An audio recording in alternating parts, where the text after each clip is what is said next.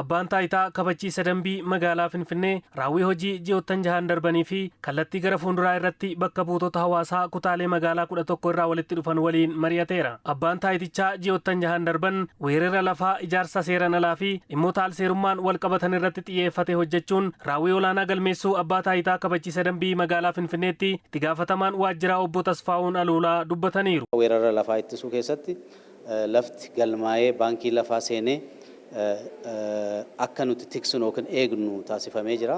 Kan nu kennama kana keessatti baatiiwwan jahan darban kana keessatti tokkoyyuu otoo hin tuqamin seeraan alummaadhaan otoo hin tuqamin sirriitti kabajnee eegnee yeroo kanaan geenyeerra jechuudha. Gama biraatiin ijaarsi seeraan alaa magaalaa kana keessatti kan dura bal'aa ture. Amma garuu to'annaa sirriitti godhameen akka gadi bu'u goonee jirra. Kan biraa balfa dhangala'aa, balfa gogaa kanarrattis eegumsi keenya baay'ee cimaa ture. Walumaa galatti seera darbummaa as keessatti raawwatu kana to'achuu keessatti dhibbeentaa 25 hir'isuuf karoorfanneet dhibbeentaa 87 raawwannee jirra jechuudha. Caasaalee hojii guddina magaalaa Finfinnee waliin tarkaanfatu diriirsuuf abbaan taayitichaa humna namaa ga'umsuu fi teekinooloojiin deeggaree tajaajila kennuuf hojjechaa turuus ibsaniiru. Caasaaleen keenya sadarkaa garaagaraatti jiran ofiisaroota keenya dabalatee humni isaanii akka cimuu qabu, humni raawwachiisuu isaanii akka cimuu qabu leenjiiwwan garaagaraatiin kennaati kan jiru. Bal'inaan gara ofiisaroota 6,000 ol ta'an dhaabbata yuunivarsiitii poolisii federaalaa galchinee leenjisnee jirra jechuudha.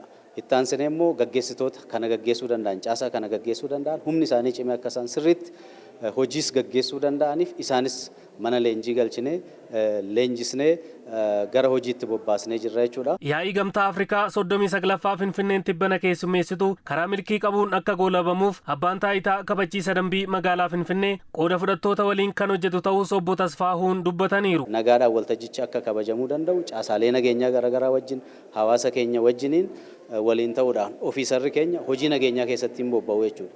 Kana keessatti hojii nageenyaa kana wajjiniin wal qabsiisee seeraan alummaan seera darbummaanis kana keessa akka raawwanne fuula gaarii keenya qaamni keessummaan nuuf hubatee akka inni deebi'uuf hojii nurraa eegamu wajjiniin hunduma isaayyuu sirriitti cimsinee hojjechuutu nurra jira. Kanaafis qophii xumuruu qabnu hunda xumurree jirra jechuudha. Hojjettoonni abbaa taayitichaa hojiileen misoomaa hojjetaman akka hin miidhamne seera kabachiisuu, yakkoota saamichaa irrattis xiyyeeffannoon hojjechuun bu'aan argamaa jiraachuu kan ibsan hirmaattonni marii kanaas gara fuulduraattis qindoominaan waliin kan hojjetan ta'uu kaasaniiru. Dambiin amma magaalaa Finfinnee kana keessatti hojii gurguddaadha kennu hojjechaa jiru.